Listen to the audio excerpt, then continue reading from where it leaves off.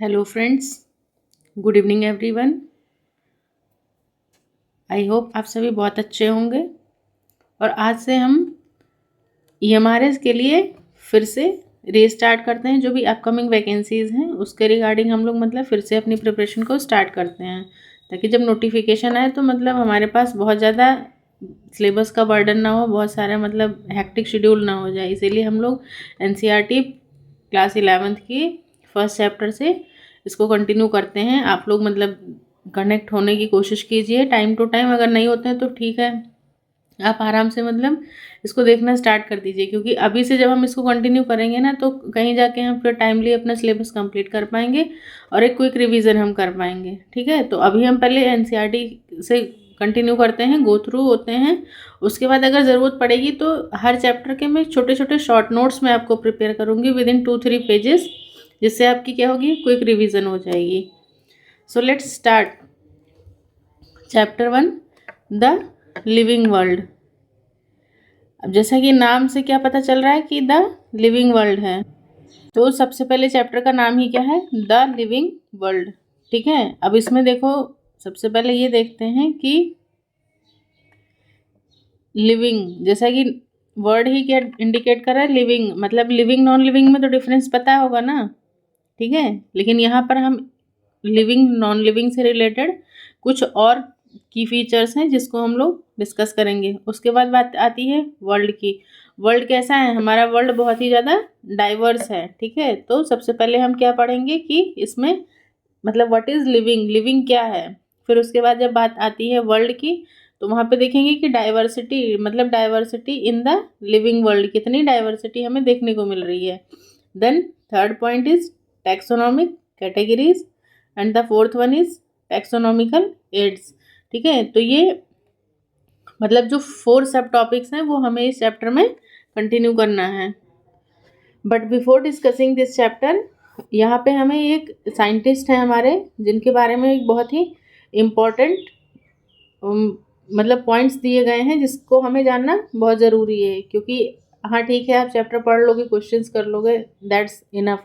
But ऐसा नहीं है किसका इस चैप्टर से रिलेटेड या इस यूनिट से रिलेटेड किस साइंटिस्ट का क्या कंट्रीब्यूशन है, ये हमारी एनसीईआरटी में यूनिट स्टार्ट होने से पहले ही मेंशन है।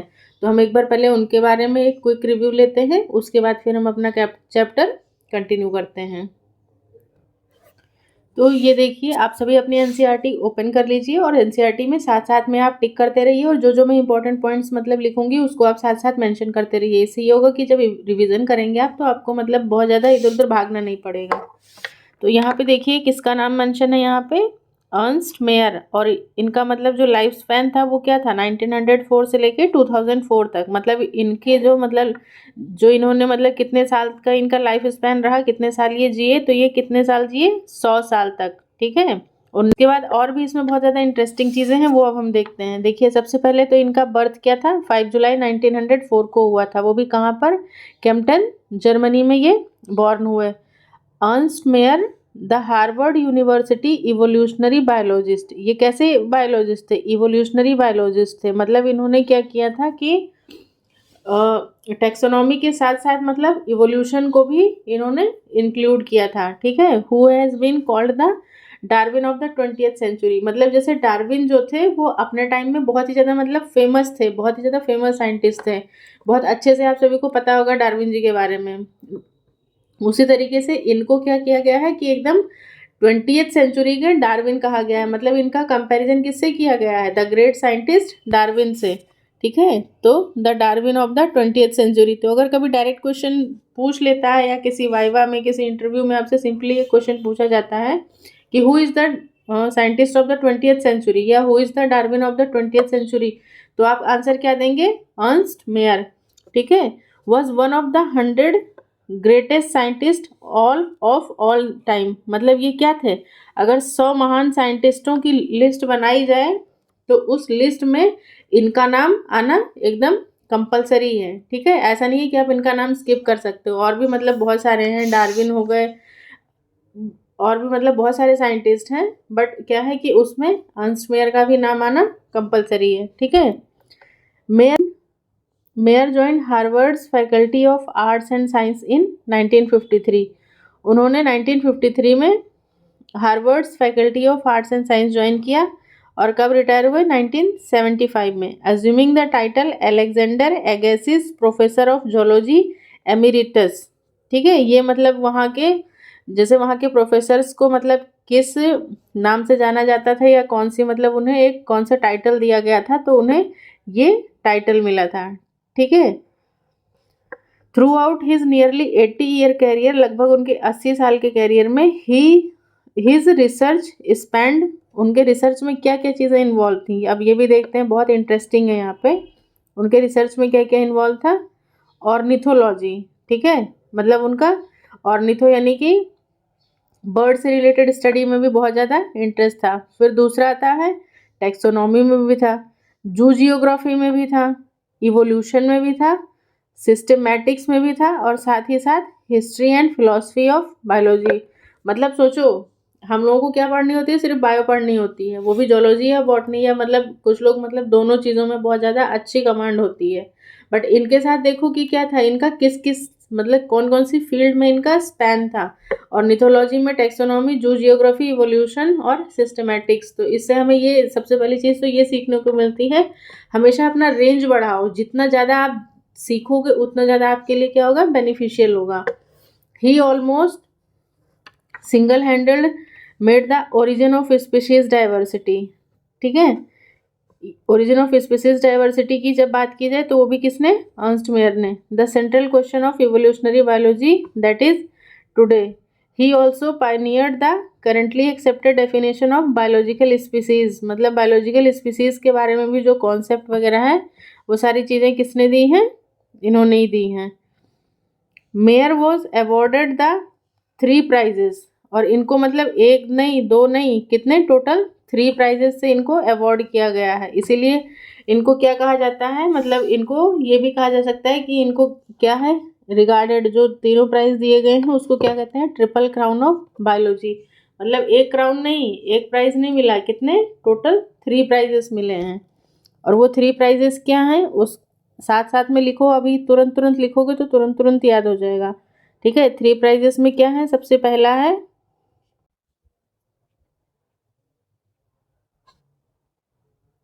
द बाल्जन प्राइज, जो कि कब मिला था 1983 में। फिर क्या मिला था, the international prize for biology, ये कब मिला 1994 में। और फिर थर्ड वाला जो था वो क्या था, द क्रैफोर्ड प्राइज, और ये कब मिला 1999 में, और इनकी डेथ हुई 2004 में। ठीक है, Mayr died at the age of 100 in the year 2004। तो ये मतलब छोटा सा क्विक ब्रीफ था, क्विक रिव्यू था किसके बारे में, अर्नस्ट मेयर सर के बारे में। ठीक है, now we come to the our chapter, how wonderful is the living world. मतलब लिविंग वर्ल्ड कितना ज़्यादा अपने आप में कैसा है, वंडरफुल है। The wide range of living types is amazing, जो भी जितनी भी लिविंग मतलब ऑर्गेनिजम्स हैं वो क्या है अपने आप में, हर एक ऑर्गेनिज्म क्या है, यूनिक है, मतलब बहुत ही ज़्यादा अमेजिंग है। कोल्ड माउंटेन्स हो गए, डेसिडुअस फॉरेस्ट, डेसिडुअस मतलब क्या होता है, डेसिडुअस वर्ड से क्या समझते हो आप, बहुत सारे बच्चे पढ़ तो लेते हैं लेकिन मतलब ये नहीं है कि हाँ मतलब एग्जैक्टली उसका क्या मीनिंग है वो भी पता हो। तो डेसिडुअस मतलब वो होता है जो पेड़ क्या है अपने पत्ते गिराते हैं, यानी कि जो सीजन चेंज फील करते हैं जो पौधे, वही डेसिडुअस में आते हैं। तो डेसिडुअस फॉरेस्ट का मतलब क्या है कि वो फॉरेस्ट जिनमें क्या होता है, अगर सिंपल देखा जाए तो इसमें क्या होता है, मतलब कि जिसमें सीजनल चेंजेस का फ़र्क पड़ता है। ठीक है, या सीजनल चेंजेस होते हैं। फिर आता है oceans, fresh water lakes, deserts और hot springs leave us speechless. मतलब ये सब भी क्या है, एक हमारे लिविंग वर्ल्ड का एक ही बहुत ज़्यादा इम्पॉर्टेंट पार्ट है। The beauty of galloping horse, of the migrating birds, the valley of flowers और the attacking shark evokes awe and a deep sense of wonder. The ecological conflict and cooperation among members of a population and among population of a community or even the molecular traffic inside a cell make us deeply reflect on what indeed is life. ठीक है, मतलब ये paragraph, ये लाइनें बहुत ज़्यादा important, इनको ध्यान से देखिए क्या कहना चाह रही हैं।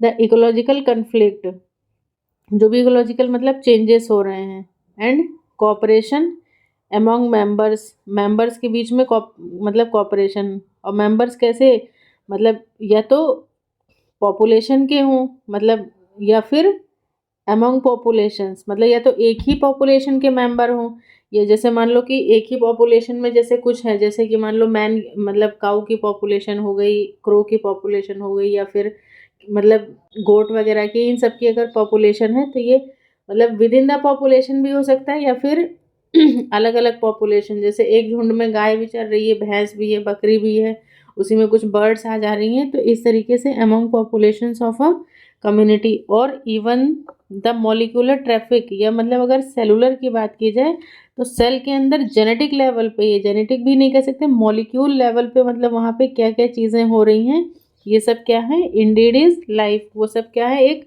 लाइफ को रिफ्लेक्ट करती हैं। This question has two implicit questions within it. The first is a technical one and seeks answer to what living is as opposed to the non-living। मतलब सबसे पहला सवाल तो यही निकल के आता है कि ऐसा क्या है, मतलब living is oppose to the non living, ऐसी क्या चीज़ें होती हैं जो लिविंग को नॉन लिविंग से अलग करती हैं। And the second is a philosophical one and seeks answer to what the purpose of life is, मतलब लाइफ का क्या पर्पज है, ठीक है, क्या क्या इवेंट्स होते हैं लाइफ के, लाइफ का पर्पज क्या है। As scientist we shall not attempting answering the second question, we will try to reflect on what is living. मतलब फिलोसॉफिकल की बात अब हम यहाँ पे नहीं कर रहे हैं, हम सिर्फ किस क्वेश्चन की बात कर रहे हैं, सबसे पहला क्वेश्चन जो था हमारा वो क्या था, व्हाट इज लिविंग, तो हम सबसे पहले लिविंग की बात करते हैं। अब यहाँ पर देखिए,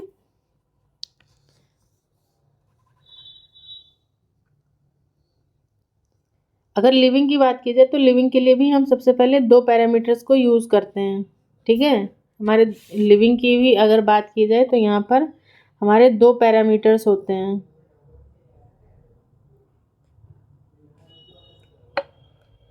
और दो पैरामीटर्स में भी कौन कौन सा है, एक तो फंडामेंटल हो जाएगा, दूसरा है डिफाइनिंग। फंडामेंटल का मतलब ये है कि ये मोस्टली सब में होगा, मतलब एक तरीके से कह सकते हैं बेसिक है, और ये क्या हो जाएगा, एक स्पेसिफिक हो जाएगा, जो कि क्या कर रहा है, एक दूसरे एक मतलब एक कैरेक्टर को दूसरे कैरेक्टर से कैसे स्पेसिफाई करता है। तो जो स्पेसिफिक है ये क्या है, present in all living organisms and absent in all non living, मतलब ये सिर्फ इस स्पेसिफिक है तो ये सिर्फ किस में और किस में प्रेजेंट है, present in all living organisms. इसके फिर दो पार्ट्स हो जाते हैं, यहाँ पे लिखती हूँ, present in all living organisms, और किस में एब्सेंट होगा ये, absent in all non living, ORG समझ है ना, ऑर्गेनिजम्स है, ठीक है। तो पैरामीटर्स में क्या है, फंडामेंटल में बेसिक्स की बात की जाएगी, मतलब जो सभी में होगा, मतलब जितने भी लिविंग ऑर्गेनिजम्स हैं, मतलब चाहे वो एनिमल हो गए, चाहे प्लांट्स हो गए, चाहे कुछ भी है, जो भी मतलब जो भी कह सकते हो कि जिसको भी आप लिविंग की कैटेगरी में डालते हो वो है। और डिफाइनिंग वो प्रॉपर्टी होगी जो भी मतलब क्या है, स्पेसिफिक है, और सिर्फ किस में है, इसमें भी जो कि किस में होगी, नॉन लिविंग में एब्सेंट है। अब देखो एक बार लाइन टू लाइन इसमें स्टडी करते हैं, उसके बाद लिविंग में हम देखते हैं कि कौन कौन से कैरेक्टर्स पे हमें बात करनी है। तो हम सबसे पहले कैरेक्टर्स देख लेते हैं कि कौन कौन से कैरेक्टर्स हैं, लिविंग की क्या कैरेक्टरिस्टिक्स होती हैं, ठीक है। अगर कोई चीज़ लिविंग है, मान लीजिए मैं अपनी बात करती हूँ या आप अपनी बात करो, तो लिविंग के लिए क्या है, अब हम लिविंग कैसे हैं, मतलब हमारा बॉर्न हुआ तो हम जितने छोटे से थे मतलब उतने ही हैं, एक एम्ब्रियो जाइगोट बनता है, एम्ब्रियो बनता है, फिर एम्ब्रियो क्या होता है, मतलब बेबी में चेंज होता है, बेबी बॉर्न होता है, फिर वो क्या होता है उसमें, ऐसा तो है नहीं जितने बड़े पैदा हुए थे उतने बड़े ही हैं, चेंजेस हुए ना, पहले हमारी क्या हुई, ग्रोथ हुई, ग्रोथ के बाद फिर हमारी बॉडी में क्या होता है, मेटाबॉलिक रिएक्शंस होते हैं, फिर रिप्रोडक्शन होता है, फिर कॉन्शियसनेस आती है धीरे धीरे, सेलुलर ऑर्गेनाइजेशन। तो मतलब ये कई सारी चीज़ें हैं जो कि हम मतलब एक लिविंग के लिए बेसिक फीचर्स या फंडामेंटल्स की अगर बात की जाए तो उसमें क्या क्या चीज़ें आती हैं। तो ये हमारे 4 पॉइंट आते हैं।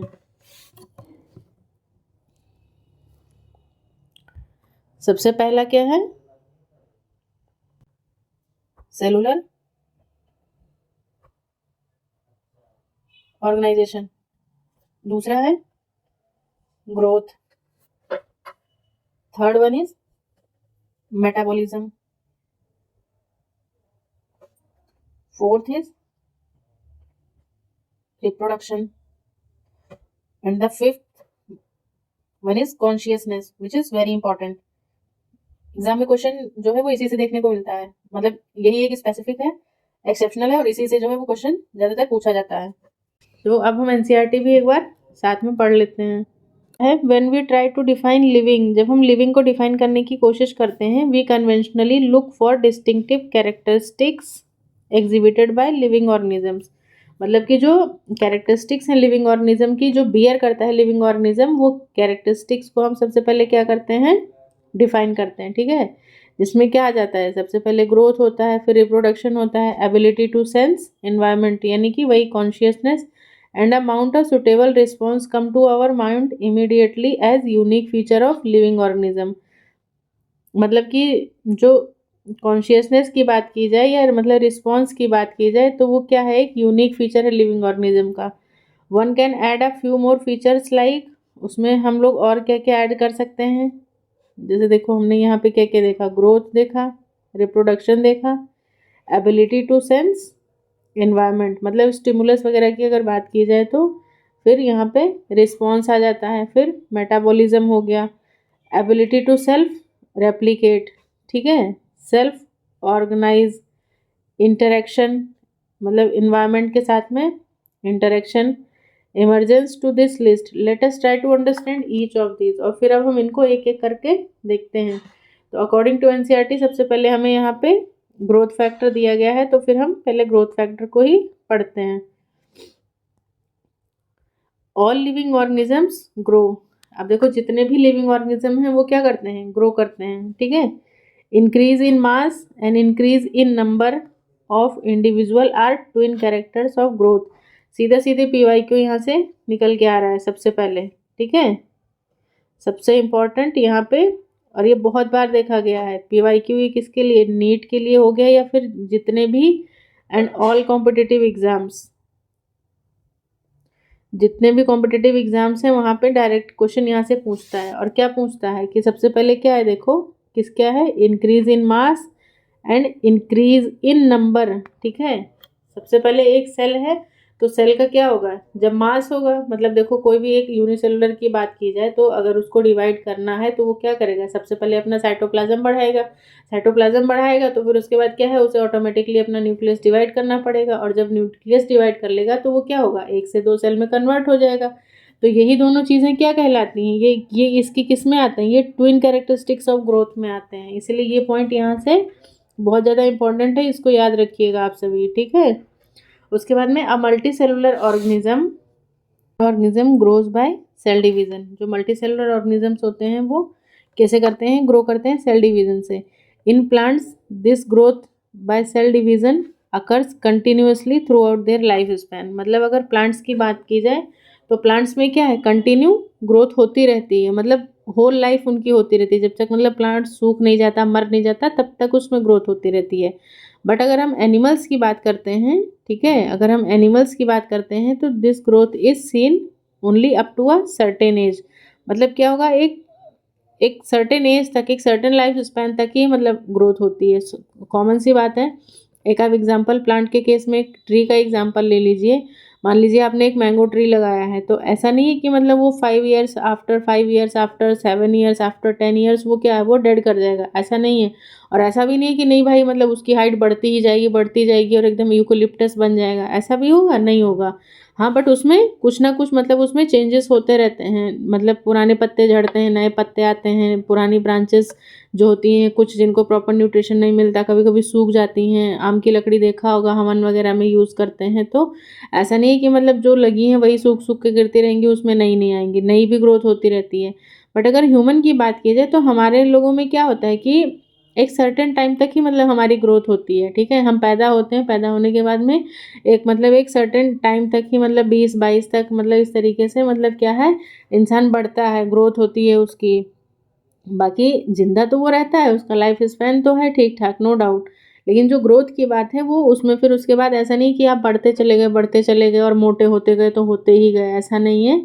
एक मतलब एक टाइम बाउंड है, ठीक है, ये चीज़ होती है। However cell division occurs in certain tissue to replace loss cell. Cell division होता ही क्यों है कि जब पुराना सेल हो चुका है, वो डेड होने वाला है, तो उसकी जगह पे हमें क्या करना पड़ता है, मतलब नया सेल बनाना पड़ता है। Unicellular organisms grow by cell division. अब यूनिसेलुलर जैसे कि क्या है, यूनिसेलुलर की बात की जाए तो यूनिसेलुलर ऑर्गेनिजम्स में आपको पता ही होगा कौन कौन से होते हैं। सबसे पहले तो क्या दिमाग में आता है, मेरे तो यही आता है, अमीबा और पैरामीशियम, ठीक है। तो इनमें क्या होता है, कैसा वो होता है, अमीबा और पैरामीशियम की बात की जाए तो इसमें कैसा होता है, सिंपल फिजन होता है, ठीक है। अमीबा की अगर बात की जाए तो इसमें कैसा होगा, बाइनरी फिजन होता है, ठीक है। और अगर पैरामीशियम की बात की जाए तो इसमें भी बाइनरी फिजन ही है, लेकिन वो कैसा बाइनरी फिजन होता है, ट्रांसवर्स बाइनरी फिजन होता है, ठीक है। ट्रांसवर्स पीएफ लिख दो उसे। तो one can easily observe this in vitro culture, ठीक है। जब हम मतलब लैब में ग्रो कराते हैं तो हम वहाँ पे इजीली इस चीज़ को देख सकते हैं by simply counting the number of sales under the microscope. मतलब थोड़ी देर के लिए एक न्यूट्रन मीडियम में आपने किसी सेल को डाल के छोड़ दिया, थोड़ी देर बाद देखो उसमें कितनी बुरी तरीके से मतलब उसमें ग्रोथ हो जाती है। In majority of higher animals and plants growth and reproduction are mutually exclusive events. इस लाइन को मतलब एकदम क्या बोलूँ मैं, कैसे मतलब एकदम दिमाग में एकदम फिट कर लो, ठीक है। क्योंकि एक यहाँ पे ये लाइन है और एक अभी इसी के बाद एक और लाइन आएगी, ये दोनों लाइनें डायरेक्ट एग्जाम में असर्शन रीजन के फॉर्म में मतलब, या फिर इस तरीके से दे देगा कि मतलब 2-3 स्टेटमेंट्स इसमें से सही हैं, एक कौन सी है जो गलत है। तो ये एकदम एकदम से एकदम लिख लो इसको, ठीक है। एकदम स्पेशल नोट्स साथ साथ लिखते रहो, उसमें लिख लो इसको। क्या कह रहा है कि in majority of higher animals and plants growth and reproduction, मतलब ग्रोथ और रिप्रोडक्शन दोनों कैसे हैं, म्यूचुअली एक्सक्लूसिव इवेंट्स हैं। एक्सक्लूसिव मतलब कि साथ साथ नहीं है, ठीक है। ग्रोथ अलग होती है, रिप्रोडक्शन अलग हो रहा है। अब जैसा नहीं है कि हम पैदा होते हैं, छोटे से बच्चे होते हैं, फिर हमारी ग्रोथ होती है धीरे धीरे, तो ग्रोथ तो हो रही है, लेकिन ग्रोथ के साथ साथ ही क्या हम रिप्रोड्यूस भी करने लगते हैं, ऐसा होता है, नहीं होता है ना। बट यहाँ पे क्या है, अमीबा की अगर बात की जाए तो अमीबा मान लो पहले एक छोटा सा था, ठीक है, एक सिंगल सेल था, फिर ये बेचारा थोड़ा सा बड़ा हो गया। तो जैसे ये बड़ा होता है, बस बड़े होने के साथ साथ क्या होता है, ये फिर से मतलब 2 डॉटर सेल्स में डिवाइड हो जाता है। तो यहाँ पर ग्रोथ, जो ये ग्रोथ था और ये क्या था, ग्रोथ के बाद जब ये मतलब 2 भागों में टूट गया तो ये क्या हुआ, एक तरीके से रिप्रोड्यूस ही तो किया इसने। तो ग्रोथ और रिप्रोडक्शन जो दोनों वो कैसे हैं, इंक्लूसिव इवेंट्स हैं, ठीक है, मतलब कि वो साथ साथ होने वाले हैं। बट अगर हायर एनिमल्स की बात की जाए या हायर एनिमल्स और प्लांट्स की, अगर हम हायर प्लांट्स की बात करते हैं, सॉरी, तो वहाँ पे क्या होता है, ये दोनों कैसे हैं, म्यूचुअली एक्सक्लूसिव इवेंट्स हैं। तो ये चीज़ आप लोग यहाँ पे एक इम्पॉर्टेंट पॉइंट करके लिख लो कि इन लोअर, वैसे आगे हमें अभी देखने को मिलेगा, in lower animals and plants growth and reproduction are mutually inclusive events, ठीक है। म्यूचुअली इंक्लूसिव है मतलब ये साथ साथ होने वाले प्रोसेस हैं। बट अगर हायर की बात की जाए, अगर हम in higher plants and animals, in higher plants and animals की बात की जाए तो यहाँ पे क्या है, ग्रोथ एंड रिप्रोडक्शन वो कैसे हैं, म्यूचुअली, मतलब होगा तो मतलब सेम बॉडी में ही हो रहा है, लेकिन ये क्या है, दोनों अलग अलग है। और अलग कितना है, मतलब बस यही है कि हाँ यहाँ पे चीज़ें स्टेप बाय स्टेप होती हैं हायर प्लांट्स और एनिमल्स में, और वहाँ लोअर में क्या होता है, साथ साथ हो जाता है, बस इतना सा डिफरेंस है। म्यूचुअली एक्सक्लूसिव इवेंट्स, इसको आप लोग अभी यहीं पे नोट कर लीजिए, क्योंकि मैं इसको रब करके यहाँ पे कुछ और की पॉइंट्स हैं जो मुझे यहाँ पे मेंशन करना है। One must remember that increase in body mass is considered as growth. वो तो ऑब्वियस है कि अगर बॉडी मास बढ़ रहा है आपका, दैट मीन्स कि आपकी ग्रोथ हो रही है। अब ये चीज़ ऐसा नहीं है कि ग्रोथ जो है वो सिर्फ लिविंग्स में ही होती है, आपने ऐसे देखा होगा कि जो ग्रोथ है वो हमें नॉन लिविंग थिंग्स में भी देखने को मिलती है। अब आप सोच रहे होगे ऐसा कैसे कि हाँ मतलब नॉन लिविंग है, मेरा टेबल है तो मतलब मेरा टेबल रखे रखे मतलब 4 फुट का है, या मतलब 5 फुट 4 फुट से ये आप अचानक से 6 फीट का हो गया, या इस तरीके से हो गया, या मतलब ये पेन है जिससे मैं लिख रही हूँ, ये मतलब सपोज करो कि 15 सेंटीमीटर का है तो ये 20 सेंटीमीटर का, 22 सेंटीमीटर का, ऐसे कैसे हो जाएगा। कुछ चीज़ें हैं जिसमें ग्रोथ होती है, मतलब हमें देखने को मिलती है, बस डिफरेंस इतना है कि अगर ह्यूमन बॉडी की या मतलब लिविंग ऑर्गेनिजम्स की बात की जाए तो लिविंग ऑर्गेनिजम्स में जो ग्रोथ है मतलब वो क्या होती है, इंट्रिंसिक ग्रोथ होती है, लेकिन जो नॉन लिविंग है उसमें एक्सट्रिंसिक ग्रोथ होती है, मतलब वो बाहर बाहर से ही बढ़ते हैं। अब इसके लिए मैं एक अच्छा सा एग्जांपल यूज़ करती हूँ, जैसे सपोज दैट आप विंटर्स में ही क्यों जाते हो, मतलब माउंटेन्स पे, या शिमला चले गए आप, कुल्लू मनाली चले जाते हो, या फिर मतलब आप, तो हम मतलब विंटर सीजन में ही क्यों जाते हैं, क्योंकि हमें वहाँ पहाड़ों पे क्या देखने को मिलती है, बर्फ़ देखने को मिलती है, ठीक है। और जब वो बर्फ़ गिरती है तो वो बर्फ़ क्या है, ऊपर ऊपर से गिरती है, तो क्या होती है, पहाड़ों की हाइट जो है वो थोड़ी और ज़्यादा हो जाती है, तो एक तरीके से वो क्या हुआ, एक ग्रोथ हुआ, लेकिन कैसा ग्रोथ हुआ, बाहर से हुआ। अब अंदर से तो ऐसा थोड़ी ना कि हाँ मतलब आपने माउंटेन में कुछ मतलब पानी दिया, मिट्टी दिया, खाद दिया, और वो माउंटेन अंदर से मतलब ऐसे बड़ा होने लगा। अगर इस तरीके से होता तब तो फिर मतलब क्या से क्या ही हो जाता, ठीक है। उसी तरीके से अगर आप कभी मतलब रेगिस्तान इलाके में गए हो, जैसे राजस्थान वगैरह हो गया, तो वहाँ पे क्या होता है कि सैंड माउंट्स होते हैं, वो क्या करते हैं कि मतलब जैसे बहुत तेज़ हवा चलती है तो आप थोड़ी देर देखोगे कि रेत का टीला जो है वो एक जगह पे है, लेकिन थोड़ी देर बाद क्या होता है, वो हवा की वजह से वो टीला उठ करके किसी दूसरी जगह पे सैंड माउंट्स बना लेता है, तो इस तरीके से चीज़ें होती हैं।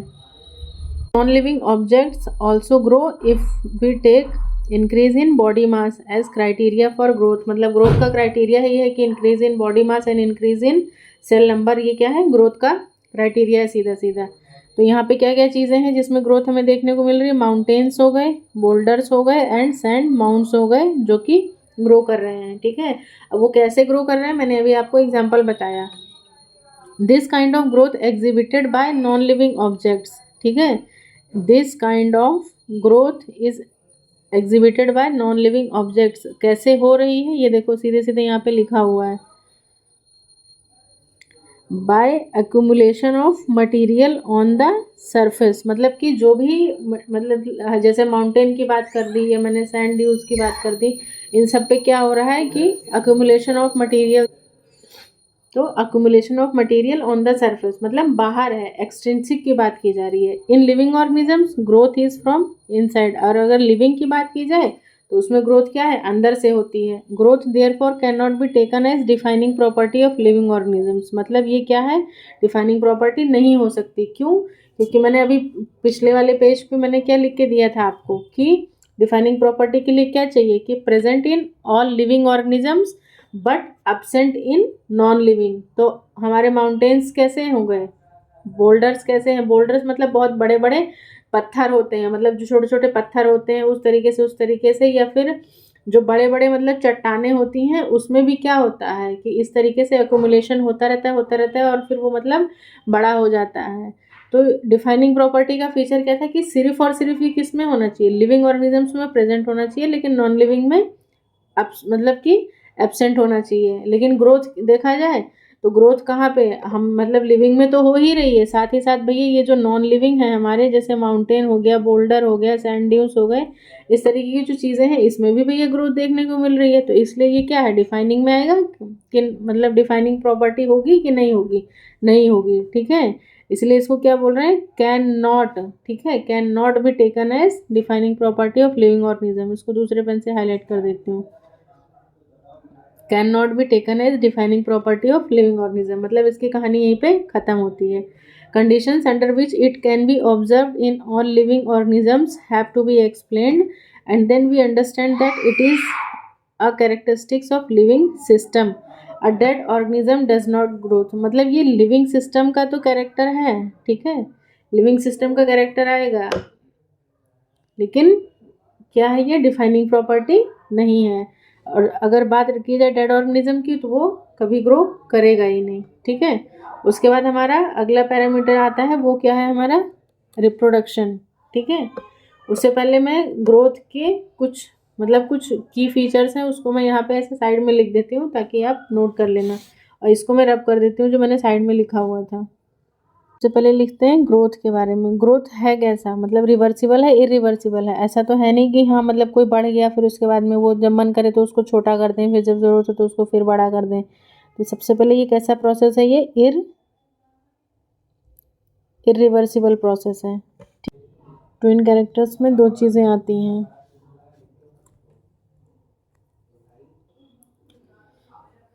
तो दो चीज़ें हैं, इंक्रीज इन सेल साइज और इंक्रीज इन नंबर। ये दोनों क्या है, ट्विन कैरेक्टर्स हैं ग्रोथ के। ग्रोथ कैसा है, इरिवर्सिबल फैक्टर है, ठीक है।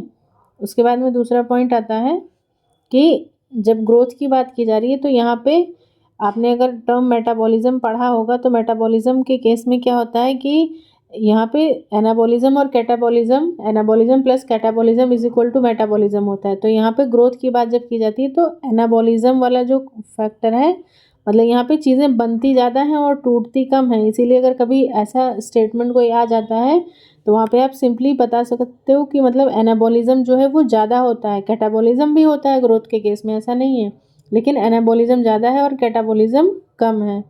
और क्या है, ग्रोथ कैसा है, इन लिविंग, ये इंट्रिंसिक है।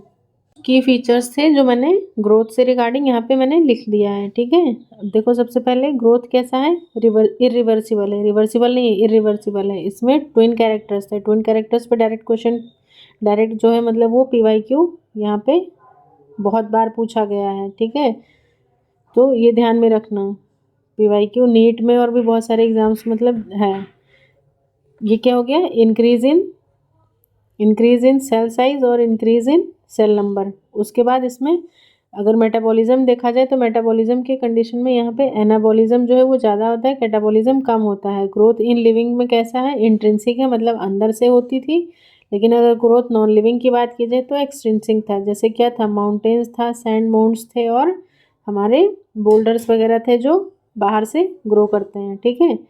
और प्लांट्स के केस में देखा जाए तो प्लांट्स में कैसा है, अनलिमिटेड ग्रोथ होता है, इनडेफिनिट होता है। और क्यों होता है, रीज़न क्या है इसका, प्लांट्स में ऐसा क्या होता है, सोच के देखिए, ठीक है। सोचने के मैंने पहले ही लिख दिया है यहाँ पे, ये क्या होता है, ये मेरिस्टेमेटिक टिश्यूज़ की वजह से, जो कि कैसे होते हैं, कंटिन्यूसली डिवाइडिंग सेल्स होते हैं, ठीक है, वो प्लांट्स में ही प्रेजेंट होते हैं, एनिमल में नहीं होते हैं।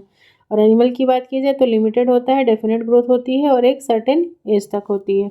उसके बाद एक यहाँ पे इम्पॉर्टेंट निकल के आता है इम्पॉर्टेंट पॉइंट कि ग्रोथ वैसे तो फिर किस में आ गया, ये नॉन डिफाइनिंग फीचर आ गया, क्योंकि डिफाइनिंग में क्या था, जो सिर्फ और सिर्फ लिविंग में प्रेजेंट हो, नॉन लिविंग में ना हो। लेकिन यहाँ पे लिविंग में भी ग्रोथ हो रही है भैया, नॉन लिविंग में भी ग्रोथ हो रही है। तो लेकिन अगर बात की जाए इंट्रिंसिक ग्रोथ की, तो इंट्रिंसिक ग्रोथ किस में हो रहा है, नॉन लिविंग में हो रहा है, इंट्रिंसिक ग्रोथ नहीं हो रहा है ना। तो इसलिए इंट्रिंसिक ग्रोथ जो है वो हमारा कैसा एक मतलब कैसा की फीचर निकल के आ रहा है, डिफाइनिंग फीचर में आता है, ठीक है। तो इस चीज़ को आप मतलब यहाँ पे नोट कर लीजिएगा, इंट्रिंसिक कैसा है, ये डिफाइनिंग फीचर है।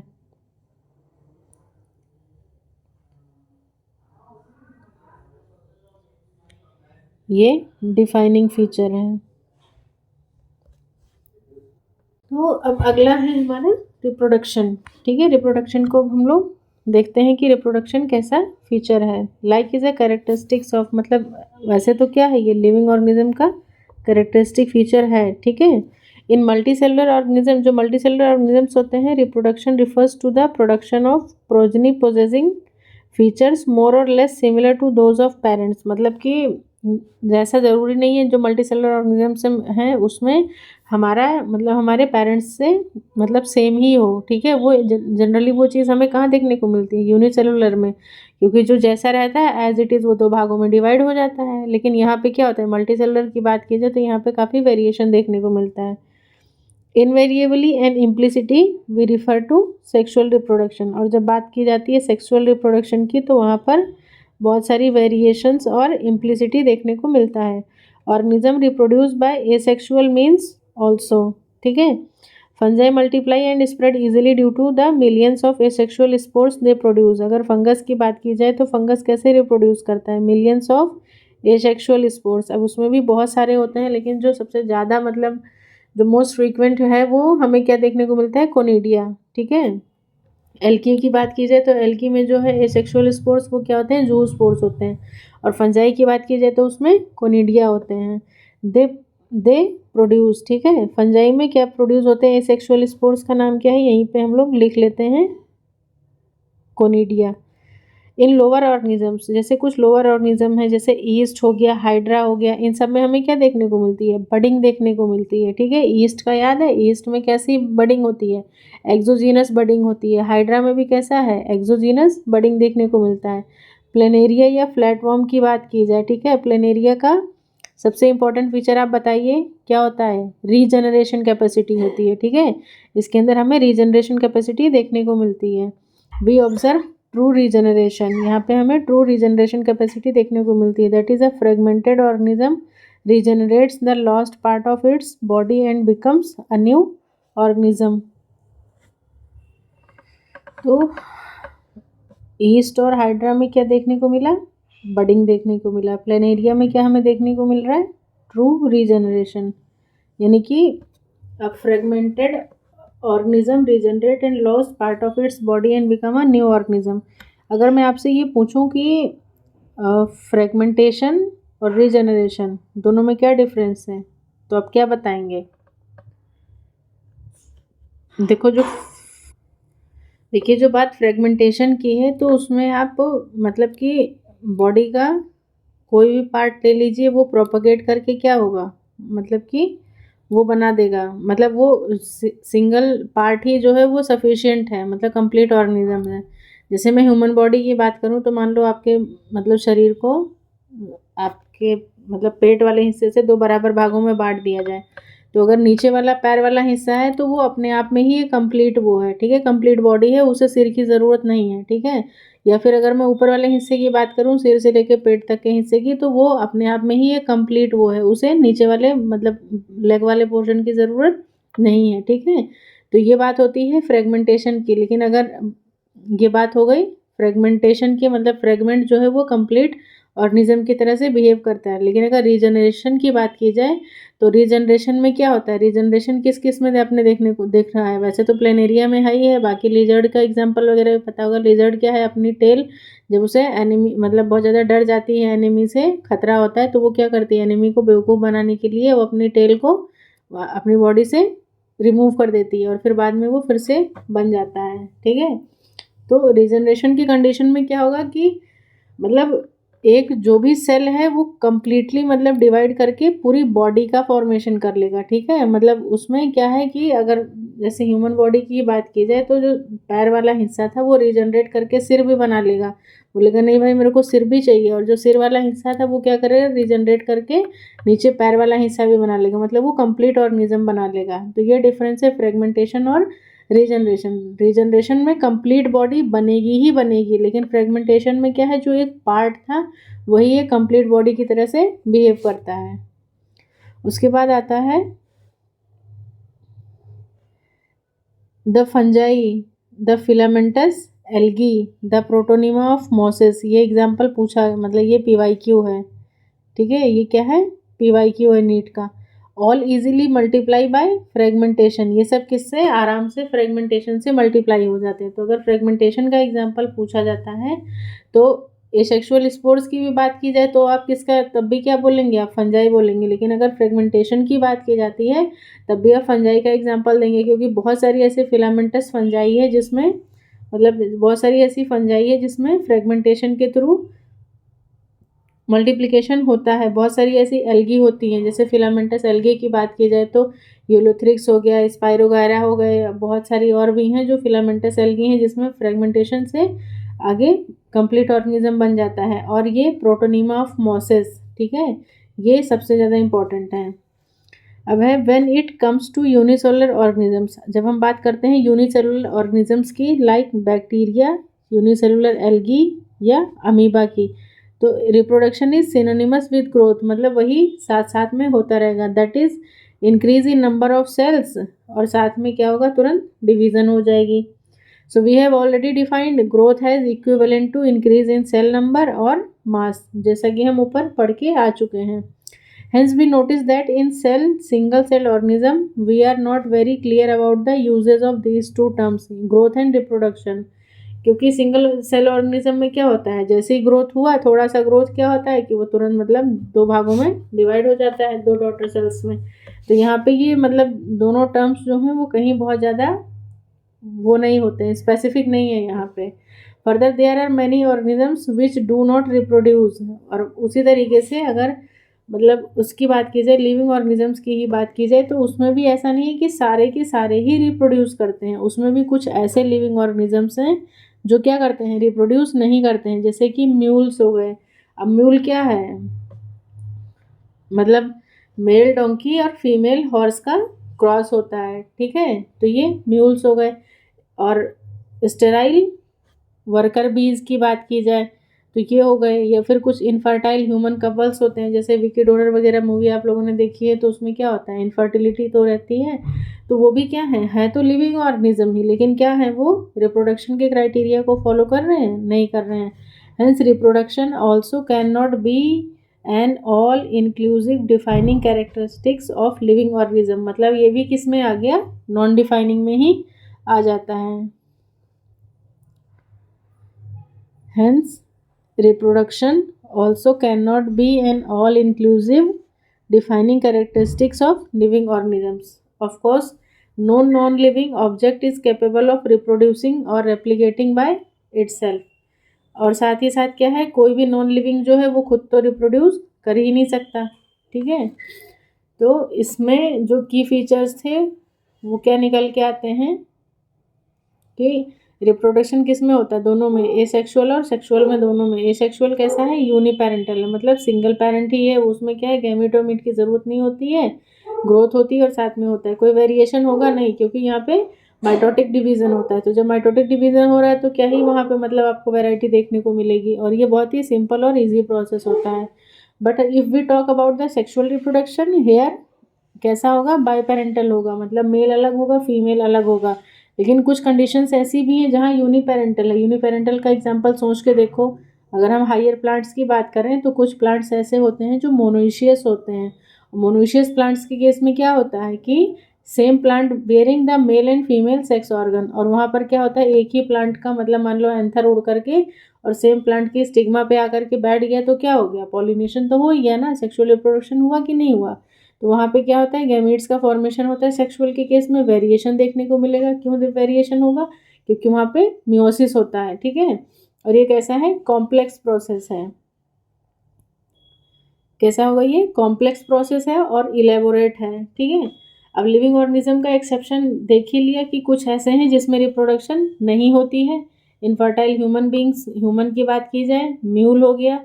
अब यहाँ वर्कर भी, इन दो से तो आप फेमिलियर हो गए ही। साथ में ये मैंने लाइगर लिखा है, लाइगर मतलब आप लोग भी सोच रहे होगे क्या ही लिख दिया है। लाइगर मतलब क्या है, यहाँ पर दो स्पीशीज़ का, क्लोजली रिलेटेड स्पीशीज़ का यहाँ पे क्रॉस कराया गया है। बट ये क्या है, फर्दर ये फर्टाइल नहीं होते हैं, ये यानी कि लॉयन प्लस टाइगर, ठीक है। तो इसमें लॉयन का LI लिया गया है और टाइगर का GER, तो उससे क्या बन गया, ये लाइगर बन गया। ये कैसा है, हाइब्रिड है, बट ये क्या है, फर्दर फर्टाइल है नहीं, आगे फर्टाइल मतलब इसमें रिप्रोडक्शन नहीं हो सकता। उसी तरीके से एक और है जिसका नाम है टाइगन। टाइगन में क्या आता है, टाइगर और लॉयन, ठीक, कैसा है, इनफर्टाइल है। तो ये रिप्रोडक्शन के कुछ वो हो गए।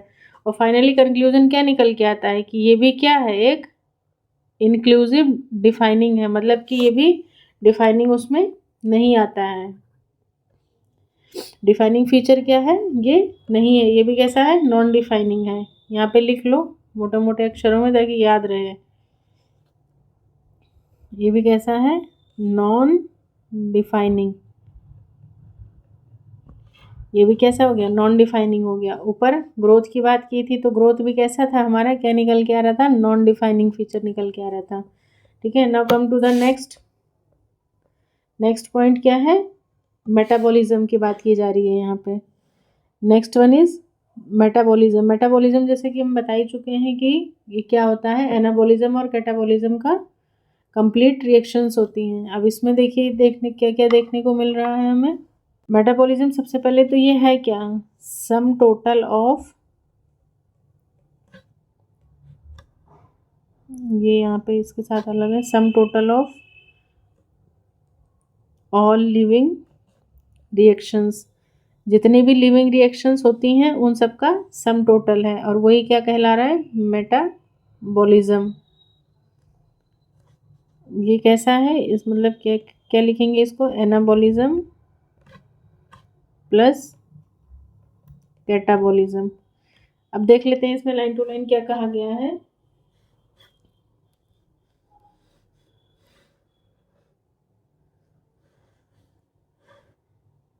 All living organisms are made of chemicals. Chemicals मतलब ऐसा नहीं है कि हाँ मतलब HCl से बने हो या ऐसा कुछ है, मतलब सारे एलिमेंट्स, मतलब मोस्टली एनिमल्स जो है वो एलिमेंट्स वो प्रेजेंट है हमारी बॉडी में। हाँ बस उनका रेशियो जो है वो चेंज है, उनके रेशियो की वजह से उनका मतलब क्या क्या कंपोजिशन है वो थोड़ा सा डिफरेंट है। ठीक है, बाकी मोस्टली सारे प्रेजेंट हैं। These chemicals small and big belonging to various classes sizes and function, वही जो मैंने अभी बताया कि केमिकल प्रेजेंट है। अब कैल्शियम हम में भी है, प्लांट्स में भी है। अब डिपेंड करता है कि हमारे अंदर ज़्यादा है कि प्लांट के अंदर ज़्यादा है, और ये डिपेंडेंसी किस चीज़ पर डिपेंड करती है, वो हमारे यूज़ पे डिपेंड करती है, हमारे बॉडी के बेसिक स्ट्रक्चर पे डिपेंड करती है। ठीक है, इस तरीके से मतलब वो है कौन सी क्लास को बिलोंग करता है, क्या साइज़ है उसका, क्या फंक्शन है, ये सारी चीज़ें मायने रखती हैं। Are constantly being made and changed into some other biomolecules. ठीक है, एक फॉर्म से दूसरे फॉर्म में क्या होता है, चेंज होता रहता है। These conversions are chemical reactions और मेटाबॉलिक रिएक्शंस। इन्हीं कन्वर्जन्स को हम क्या बोलते हैं, केमिकल रिएक्शन या मेटाबॉलिक रिएक्शन बोलते हैं। These are thousands of metabolic reactions occurring simultaneously inside all living organism. मतलब एक दो नहीं, हजारों ऐसी मेटाबॉलिक रिएक्शंस हैं जो हमारी बॉडी में चलती रहती हैं। बी दे यूनिसेलुलर और मल्टीसेलुलर, चाहे वो ऑर्गेनिज्म यूनिसेलुलर हो या मल्टीसेलुलर हो, सबके अंदर thousands of reactions, millions of reactions जो हैं वो चलती रहती हैं।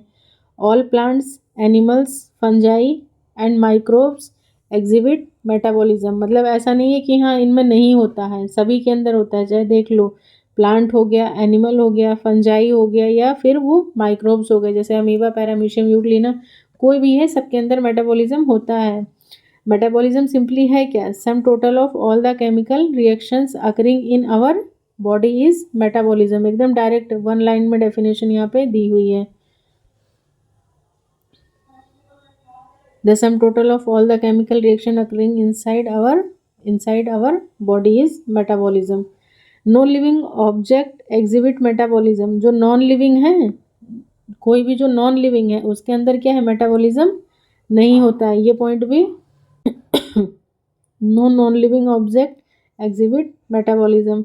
Metabolic reactions can be demonstrated outside the body in a cell-free system. मतलब क्या है ये, लिविंग सिस्टम में लिविंग रिएक्शन हो रही है, ठीक है, लेकिन हम लिविंग रिएक्शंस के लैब में नहीं करवा सकते हैं, बिल्कुल करवा सकते हैं। ठीक है, तो an isolated metabolic reaction outside the body of an organism performed in a test tube is neither living nor non living. तो वो किस में आ जाएगा, मतलब मेटाबॉलिज्म की अगर बात की जाए तो ये तो ना ही लिविंग है और ना ही नॉन लिविंग है। Hence while metabolism is a defining feature of all living organism without exception. ठीक है, isolated metabolic reaction in vitro are not living things but surely living reactions.